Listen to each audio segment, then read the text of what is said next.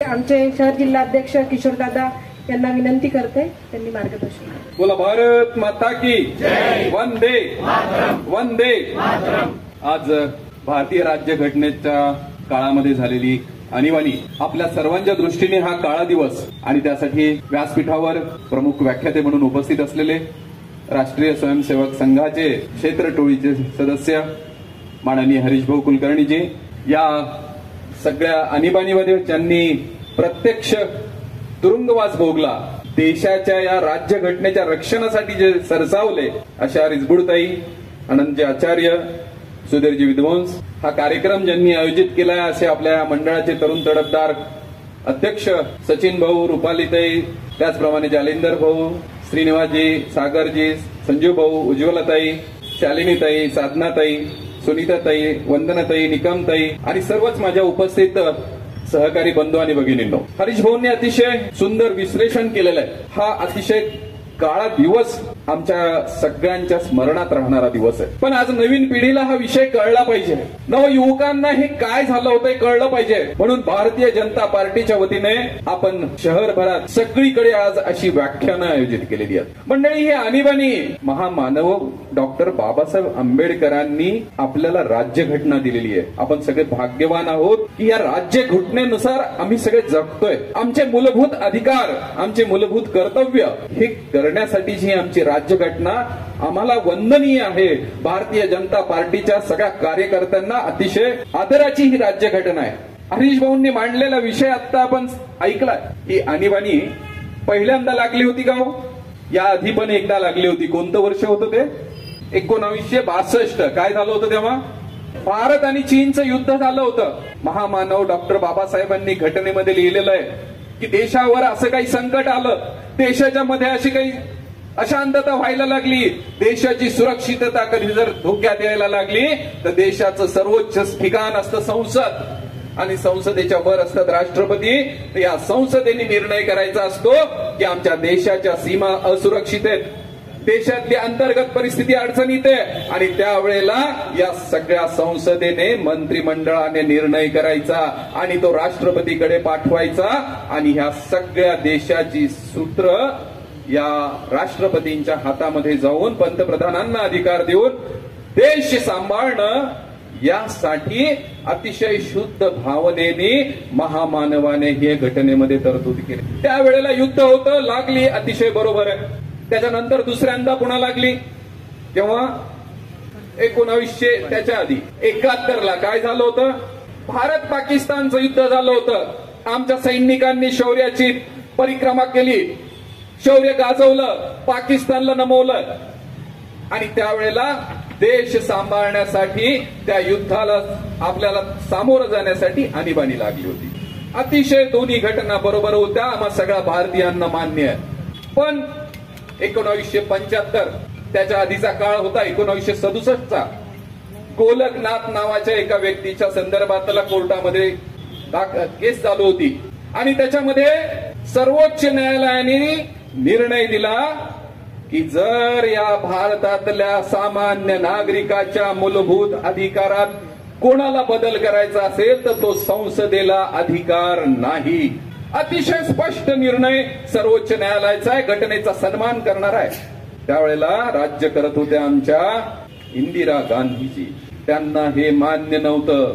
अतिशय लाडात वाढलेल्या या इंदिराजी, ऐश आरोमात आणि सुख समृद्धीमध्ये जन्मलेल्या इंदिराजी, आपण त्यांचं वर्णन ऐकलं तर बालपणापासून या ऐशोआरामात राहिलेल्या अतिशय जिद्दी, पाहिजे ते पाहिजे, मला मिळालाच पाहिजे, हट्ट करणारा असा यांचा स्वभाव. त्यांना ती घटना बदलायची होती आणि 1967च्या त्या कायद्याचं त्यांना सर्वोच्च न्यायालयाचा निकाल आवडला नाही आणि त्यांनी 71ला सरकार आल्यानंतर ही घटनाच दुरुस्त केली. हो, महामानवाने तुमचा माझा अधिकार चांगला राहावा म्हणून केलेला अधिकार इंदिरा गांधींनी बदलला. गुजरातला 74चं आंदोलन हरीश भाऊंनी उल्लेख केलाय. विद्यार्थ्यांनी तिथल्या राज्याच्या शिक्षण मंत्र्याच्या विरुद्ध आंदोलन केलेलं आहे आणि ते आंदोलन एवढं पेटलं की केंद्र सरकारला त्याची नोंद घ्यावी लागली आणि ते विधिमंडळ तिथलं बरखास्त करावं लागलं. मेचा महिना असेल तो 74चा. 75 साल. त्याच्यानंतर बिहारचं आंदोलन झालेलं आहे. त्या बिहारच्या आंदोलनामध्ये तिथेही जनता उठलेली आहे. विद्यार्थी समिती, तिथली संघर्ष समिती रस्त्यावर आलेली आहे आणि केंद्र सरकारला तिथे हस्तक्षेप करावा लागला. एवढंही याच्यामुळे राज्यात अशांतता होती असं होतं का? देशात अशांतता होती असं होतं का? असं नव्हतं. पण राज नारायण यांच्या विरुद्ध इंदिराजी 71ला निवडणुकीत उभ्या होत्या आणि त्या निवडणुकीमध्ये त्यांचा पराजय झाला, विजय झाला इंदिराजींचा. आणि ते राज नारायण इलाहाबाद, आता आमच्या पंतप्रधानांनी ज्याला प्रयाग म्हटलेलं आहे, अभिमानाचा क्षण आहे आमच्यासाठी मित्रांनो. त्या प्रयाग न्यायालयाने निर्णय, तिथे ती केस चाललेली आहे. त्या राज नारायणांनी तिथे सगळं सिद्ध केलेलं आहे की या 71च्या निवडणुकीमध्ये या इंदिरा गांधींनी सरकारी सत्तेचा गैरवापर केला. स्टेज बनवायला सत्तेतले पोलिसांना कामाला लावलंय. तिथला जो अधिकारी, निवडणूक अधिकारी, त्याला सध्या निवडणुकीच्या त्यांच्या बाजूने मतदान करण्यासाठी कामाला लावलंय. सगळी सरकारी यंत्रणा निवडून येण्यासाठी म्हणून कामाला लावली. हे दस्तऐवज समोर आणून दाखले देऊन त्या राजनारायण यांनी कोर्टामध्ये ती केस टाकली होती आणि त्या न्यायालयाचा, उच्च न्यायालयाचा निकाल आला की आमची निवडणूक इंदिरा गांधींची रद्द केलेली आहे. त्यांना 6 वर्ष पुढची निवडणूक लढवता येणार नाही. हे सहन होणार का या गुडियाला? किती गुडिया होती? कसं मान्य होणार की हातातून सत्ता चालली, काँग्रेस सत्तेशिवाय जगू शकत नाही? त्यांनी सर्वोच्च न्यायालयात गेलेत आणि सर्वोच्च न्यायालयाने थोडंसं त्याच्यात लिबरल होत की तुम्ही खासदार राहा पण तुम्हाला संसदेत मतदान करता येणार नाही, पुढची 6 वर्ष निवडणूक लढवता येणार नाही असं सांगितल्यावर जर माझी खुर्चीच काढून घेत असेल तर त्या इंदिरा गांधींना सहन कसं होणार? त्यांनी रात्रीतून सगळी व्यूहरचना लावली आणि रात्री राष्ट्रपतींची सही घेतली. मंत्रिमंडळाशी चर्चा नाही, संसदेत चर्चा नाही. पुढे 3-4 महिन्यांनी प्रक्रिया केलेली आहे. हुकुमशाही कशी असते बघा. रात्रीतून, म्हणजे आता आमच्या अभिव्यक्ती स्वातंत्र्यावर आत्ताची वृत्तपत्रे आणि माध्यम बोलतात. किती बोलतात तो आता? आपल्या सरकार असो, नरेंद्र मोदी असो, आमचे देवाभाऊ असो, मुक्तपणे बोलू शकतो की नाही इथला? पण त्या इंदिरा गांधीच्या काळामध्ये या सगळ्यांवर रात्रीतून यांची वेच कापली, यांच्यावर बंधनं टाकली आणि सकाळी आकाशवाणीहून जाहीर केल्यानंतर लोकांना कळलं की आणीबाणी लागलेली आहे. कुठली पद्धत? कारण काय दिलंय त्यांनी? की देशामध्ये अशांतता निर्माण झाली. राज्य घटना बघा कशासाठी आहे की तुमची नागरिकांची मूलभूत अधिकार जपायचे, नागरिकांना सुखसोयी द्यायच्यात. पण ह्या नागरिकांचे मूलभूत हक्क कुठे सुखात राहतील? जिथे राज्य राहील, देश टिकेल. तो देश, राज्य जर व्यवस्थित असेल तर आमच्या मूलभूत हक्कांचा विषय येतो. पण इथे राज्य जर धोक्यात असेल तर घटना म्हणते व्यक्तीपेक्षा राष्ट्र प्रथम, राज्य प्रथम. पण आता ह्या घटनांमध्ये राष्ट्र अडचणीत होतं का? राष्ट्र मित्रांनो अडचणीत नव्हतं. अडचणीत होत्या काँग्रेसच्या इंदिरा गांधी. त्यांची खुर्ची ओढून घेतली होती. कोणी घेतली होती? घटनेने. सर्वोच्च न्यायालयाचा अवमान करत त्यांनी ही आणीबाणी तुमच्यावर लादलेली आहे. आज युवराज काँग्रेसचे घराणेशाही बघा, त्यांच्यापासून काँग्रेस कुणी दुसरा सांभाळू शकत नाही. सगळेजण हरीश भाऊ म्हणले तसे चाटुगिरी करतात. जो चाटुगिरी करायचा तो मुख्यमंत्री राहायचा, तो पदावर राहायचा. इंदिरा गांधी काँग्रेस होती. काँग्रेस पक्षांच्या सर्व मताची काँग्रेस नव्हती. काँग्रेस हुकुमशाही इंदिराजींची काँग्रेस होती. त्याच्यामुळे त्यांची हुजरेगिरी करणाऱ्यांनाच फक्त पद मिळायची. आमच्या भारतीय जनता पार्टीत असं आहे का? बिलकुल नाहीये.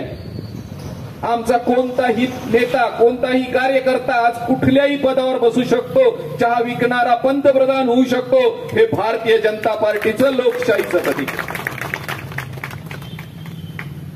तर हे राष्ट्र अडचणीत नसताना समजून घ्या की एका व्यक्तीची अडचण होती म्हणून ही सगळ्या देशावर आणीबाणी लादलेली आहे. कुठलाही विषय असा नव्हता की देशामध्ये धोका निर्माण झालाय.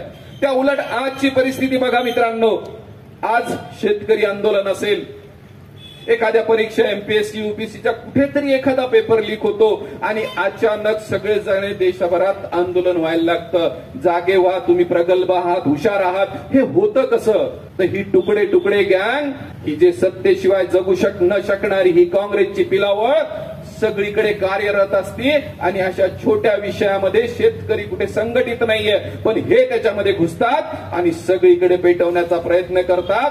आणि त्यांना वापरायचं असतं त्यावेळेला हे कलम की देशात अंतर्गत अशांतता आहे. वापरलं का आमच्या भारतीय जनता पक्षाने आजपर्यंत? कुठेही वापरला नाही. कोणता पत्रकार बोलला, कोणी मीडिया बोलला, कुठे आंदोलन झालं, कुठलं आंदोलन दडपलं नाही, कुठे लाठीमार नाही, कुठे जनतेचा अधिकार हिरावून घेतलेला नाही. हे देण्यासाठी, या जनतेचं रक्षण करण्यासाठी, या राज्यघटनेचा सन्मान करण्यासाठी जगणारा भारतीय जनता पार्टीचा प्रत्येक कार्यकर्ता आहे. मंडळी, विषय हरीश भाऊंनी सविस्तर मांडलाय, पण आज आपण या विषयाला अनुषंगून या घटनेची तुलना आज आमच्या भारतीय जनता पार्टीने एक संस्कारित कार्यकर्त्यांनी दिलेलं सरकार, महामानवाच्या राज्यघटनेचा जो सन्मान करत आज आम्ही 370 कलम हटवलो. मोठी देणगी आहे आपल्यासाठी. आपण अतिशय न्यायालयात जाऊन न्याय प्रक्रिया करून हे कलम हटवलेलं आहे. श्रीरामाचं मंदिर बहुसंख्येने आम्ही होतो, आम्ही दंडुलशाही करू शकत होतो, आम्ही पाहिजे ते करू शकत होतो, असं आम्ही केलेलं नाही. आम्ही सर्वोच्च न्यायालय, उच्च न्यायालय याच्यामध्ये आमच्या हजारो वर्षांच्या ग्रंथांचा, परंपरेचा, सगळ्या पुराव्यांचा सन्मान, दाखले या राज्यघटनेला अनुषंगून न्यायालयात ठेवून आम्ही राम मंदिर मिळवलेलं आहे. बोला प्रभू रामचंद्र की.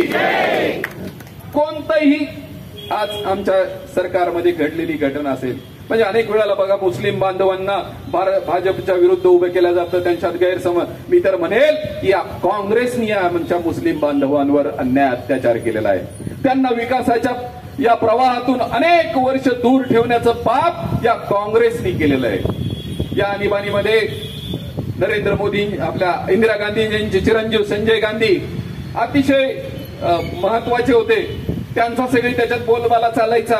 त्यांचे सगळ्या डोक्यातून कल्पना, विकृत कल्पना यायच्या आणि त्यांनी त्यावेळेला जाहीर केलं की नसबंदी करा.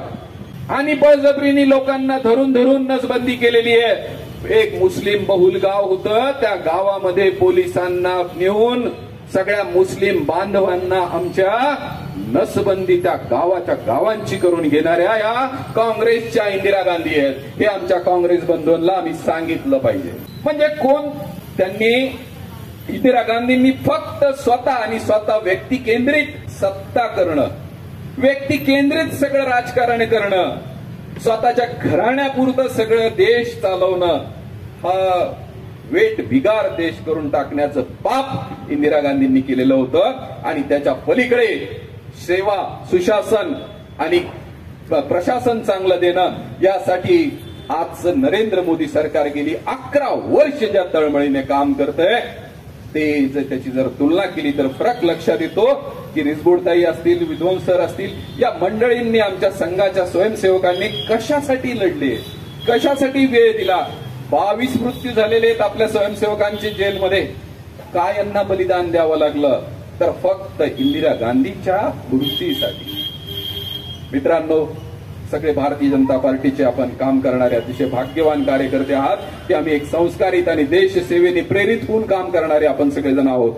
हा विषय, हा काळा दिवस आमच्या मुलांना, आमच्या परिवाराला, आमच्या मित्रांना घराघरामध्ये पोहोचवण्यासाठी आपण सगळेजण आज कटिबद्ध होऊन एक चांगलं सरकार, चांगलं सेवा सुशासन देत जनतेची सेवा देणारं सरकार म्हणून आपण सगळेजण कार्यरत राहूया. एवढंच बोलतो आणि थांबतो. धन्यवाद. धन्यवाद किशोरदादा. किशोरदादांचं मार्गदर्शन नेहमीच आमच्यासाठी प्रेरणादायी असतं आणि नवीन विचारांना आव्हान देणारं असतं. किशोरदादा धन्यवाद.